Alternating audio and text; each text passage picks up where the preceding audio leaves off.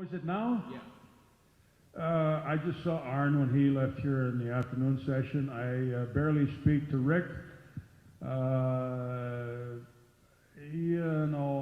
gotten to the point where I was a couple of years ago into a signing, a Four Horsemen thing up in, yeah, thank you. Well, I knew it was somewhere in this damn country, but, and I didn't talk to either one of them.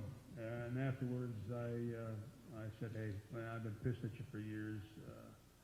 I got to get over it and go back to trying to get along. You guys are in a situation where you don't know what goes on behind the scenes. And as a result, there's a lot of things that have happened that quite frankly, have just pissed me off. So we're not on any kind of a close relationship. Although I think I stated in the book, correct me if I'm wrong, when I first saw Ric Flair, I had met him years ago when he was a young boy. Hell, I was a young boy. He was just a little bit younger.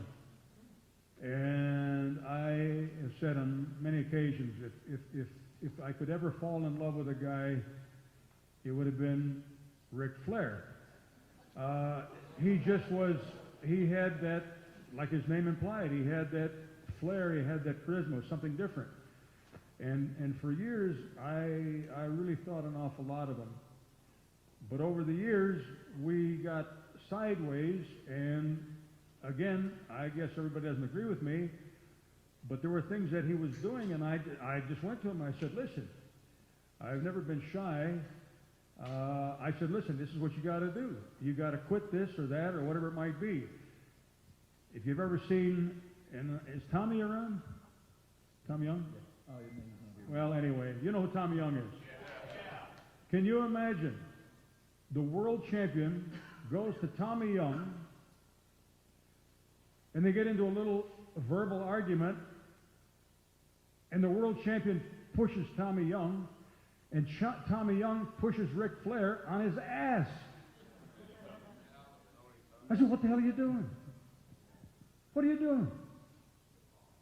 Well, he says, the people, I said, I used the F word, the people. I said, you're the world champion for crying out loud. Get your damn brains together.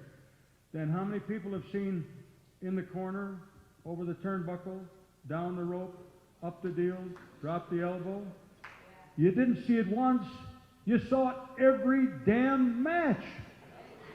I said, Rick, I got so pissed that people like Dallas Page and Rick fell in this category. I said, listen, here we are. We have a blank canvas, and we have a bunch of paints, and we start to paint. We create a picture. I said, you guys gotten to the point where you're painting by numbers, and you're so stupid you can't even put the goddamn paint in between the lines. All right? Now, I received my book, I talk like this too. In my book, I had some people that really got on me, said, oh boy, Rick is the greatest. I don't argue that he's a hell of a guy. I'd never said that he wasn't. I never said he didn't have a great interview. He did. But it got to the point where it was easier for him, instead of thinking and trying to create, he just got to a point where he just 1, 2, 3, 4, 1, 2, 3, 4, 1, 2, 3, 4. That's the way I feel about it. As I said, it's an opinion. It's like assholes. We all have one. Okay? So you make up your mind and you decide what you want to decide. But I wanted to make the doggone wrestling sport one that was entertaining, not predictable, one that you could believe in.